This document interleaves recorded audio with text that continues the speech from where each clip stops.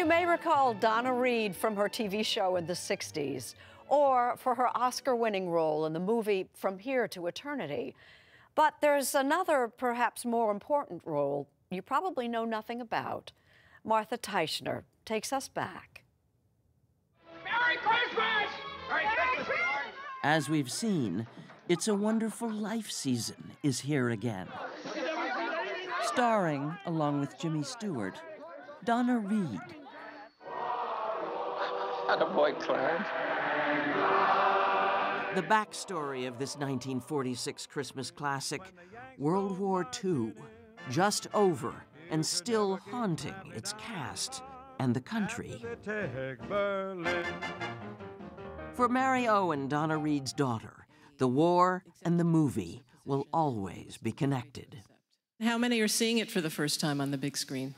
Every year, before some showings, she reads letters her mother received from soldiers and sailors during World War II.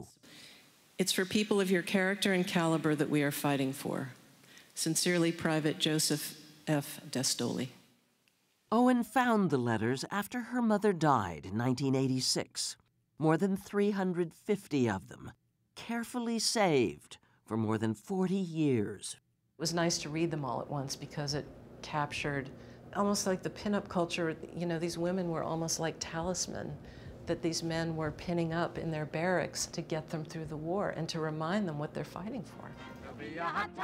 Only 20 years old when the United States entered World War II in 1941, Donna Reed, along with the rest of Hollywood, joined the war effort. She wrote to her lifelong pen pal, "I'm investing 10%, but I feel that isn't very much. So this week, I joined the Hollywood Canteen, which enables me to entertain soldiers at the Hollywood USO at least one night a week for 3 hours." I left my heart at the stage door canteen. It was for servicemen only. Between 1942 and 1945, more than 3 million came to see the biggest names in show business. You're greeted at the door by Lana Turner, Deanna Durbin, and Marlena Dietrich. Stars didn't just put on shows. They served meals, signed autographs, danced with anybody who asked. Was it flattering to you, or was it uncomfortable to be touched by so many people? Well, it was fame. They were dancing with fame, not with Marcia Hunt.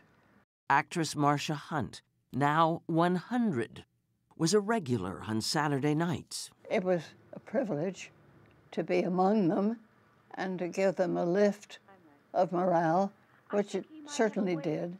I guess there might have been some pride in it because you weren't sure that any of them would ever come home.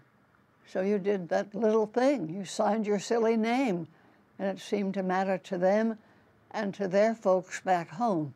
This is Donna Reed, an autographed photo of her. Practically everyone who wrote to Donna Reed wanted a signed photograph. To Glenn, my neighbor from Iowa. Soldier Glenn Peterson grew up 30 miles from Denison, Iowa, where Donna Reed was from.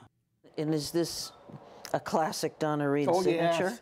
A small D, a capital R. Jerry Peterman is a volunteer archivist at the Donna Reed Foundation for the Performing Arts in Denison. This is the farmhouse where she was born, and these are her parents. The farmhouse is gone now. But Donna Reed, the farm girl who won herself an Oscar and was on TV, is everywhere in Denison. It was always the girl next door.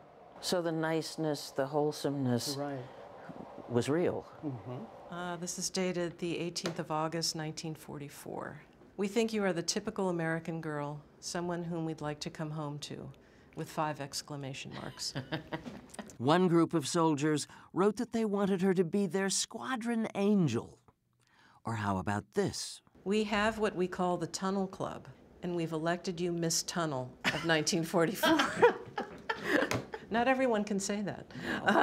The Tunnel Club is composed of 5 lonely officers of this ACAC brigade who sleep in a tunnel under the remains of an Italian villa.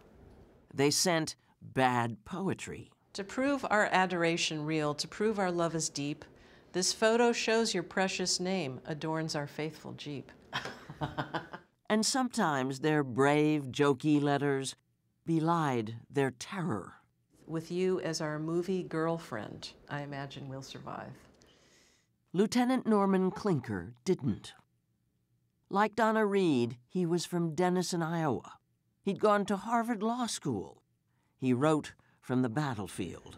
Tough and bloody and dirty as it is at times, there is none of that grim and worried feeling so rampant in war pictures. It's a matter-of-fact life we live and talk here. And here, for the first time, no one has the jitters. Clinker was killed in January 1944 in Italy. His father, a local judge, died 6 days after getting the news about his only son. Those old letters Mary Owen found, they were filled with the hopes and fears and fantasies of soldiers whose dreams of Donna Reed were a gift, whose value she understood and treasured. Dear Private Davidson, you say that I'm the kind of girl you'd like to come home to. That is the finest compliment I've ever been paid.